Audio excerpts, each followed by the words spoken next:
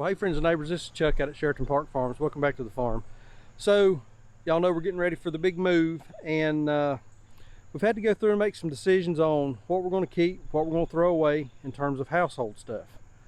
We've also had to make some hard decisions on what animals are going to go with us. And today, we've got to make one of those hard decisions on which animals are not going to be going with us to the new farm. So stick around for a little bit. Let's talk about that. We'll show you what we got going on, and got a little comparison for you for those of you that are raising some different breeds of chickens. Going to do a little comparison on some different breeds of chickens. We'll show you that here in just a little bit. But hang out with us for a little bit, and let's get some stuff done around the farm.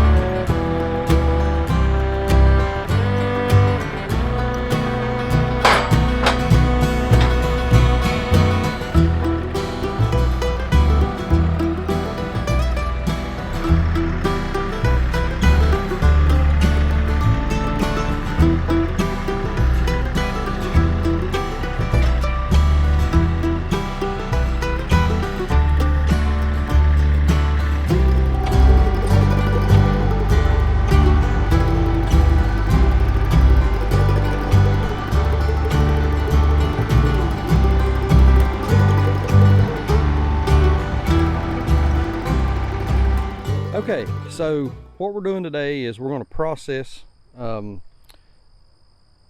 lot of our meat chickens today due to the move. And of course, these birds are not going to go with us. They are ready for processing.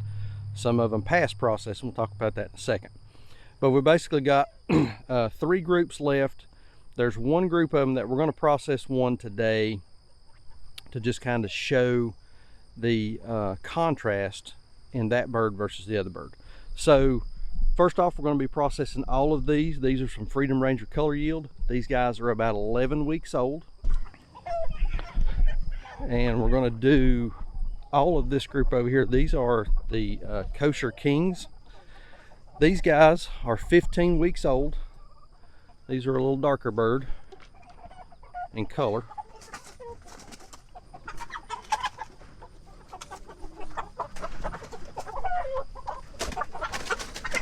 15 weeks old on these guys.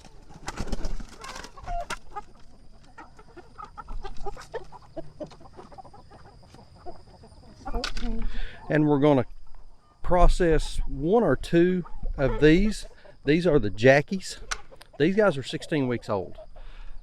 A lot slower growing bird, but they are right now at the perfect size. So, you know, for a farming enterprise where you're thinking about profits, this is probably not going to be one of the more profitable birds, because again, it is a 16-week bird.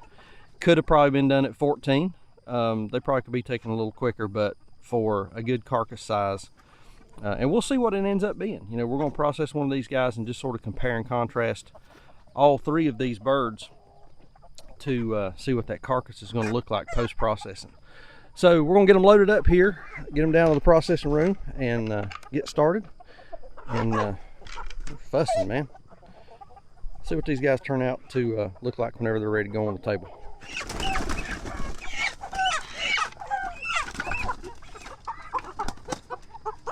In that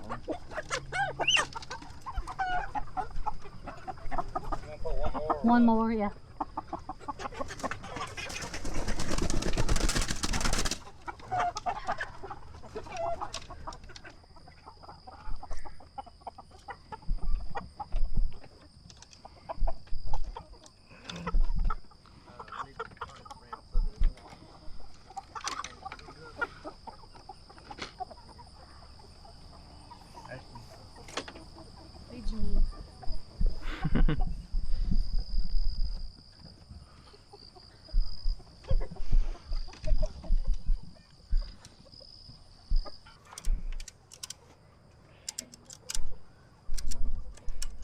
feels good out here this morning, don't it?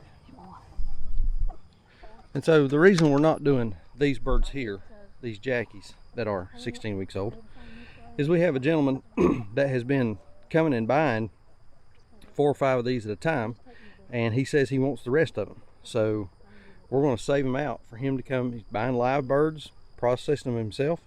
So we're going to save these out for him, and the rest of these will go away probably sometime in the next week or 2. So no big deal there, and get these birds going as well.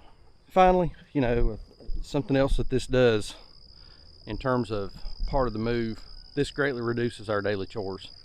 Not that chickens take a long time, but at one time this spring we had, I think we probably had 12 tractors going, and now we're down to 2. So this really is going to help us out on chores, a little less work to do during the day, so that we can concentrate on getting the farm ready to go.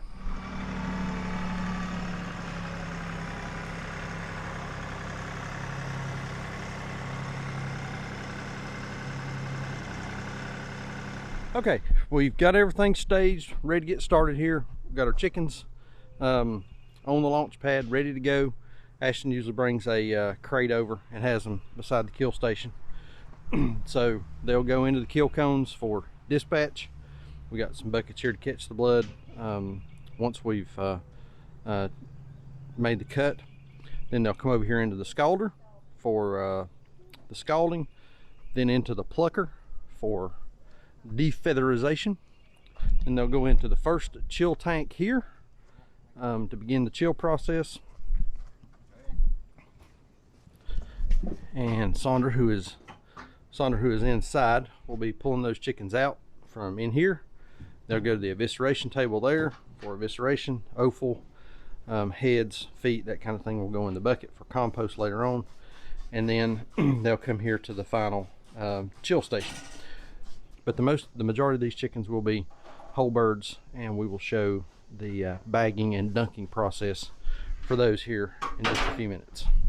So I'm spraying everything down with a 10% bleach solution. Get ready to go, and I think we're you ready?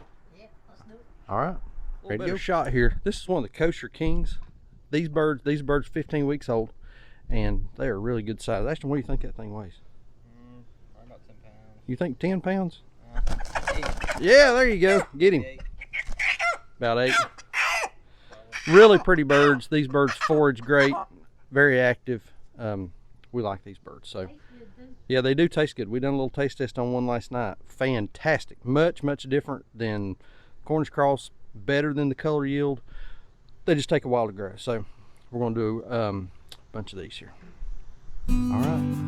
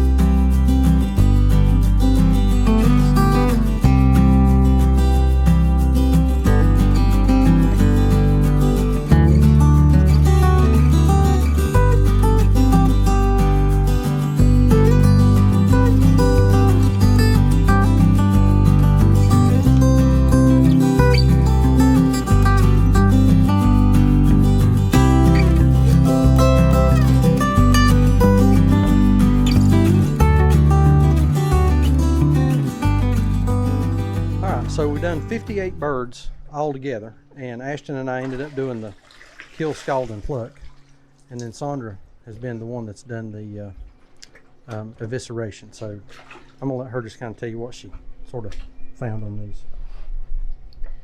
So this is the Jackie, or the red one. And it seems to have a longer keel, a longer breast, and not quite as meaty, not as thick. But it's also much fattier. It's got a lot of fat to it.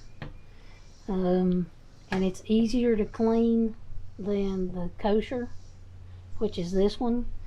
I found that the kosher is the hardest one to clean, and I guess it's because it's a dual purpose bird. The connective tissues and everything are quite a bit stronger, so it's harder to clean. But as you can see, the keel's not quite as long as on the Jackie, but it does have a little more breast meat on it. And then this is a color yield. It's not the biggest one. We've got some color yields that are the same size as these other ones, but the color yield, of course, is the easiest to clean. It's got the most breast meat. You know, for our money, it's the best meat bird that we do. So what Ashton's doing is he puts the chickens on this rack to let them dry, because you want as much moisture out of them as you can get out of them or off of them before you put them in the bag. And then the bag just slips right down over it, just like you're putting a cover over it. And then we'll take the legs, push the legs kind of in and upward, get that chicken nice and tight as much as you can. You put a vent tube down in the cavity of the chicken and pull as much of the bag down as you can, just to make it, you want to look neat. You want this to look real nice for your customer. So that's what it looks like going into the drink. Give it a twist a couple times and drop it down. These are 200-degree bags, so they're going to go in here 200 degrees for about 5 seconds.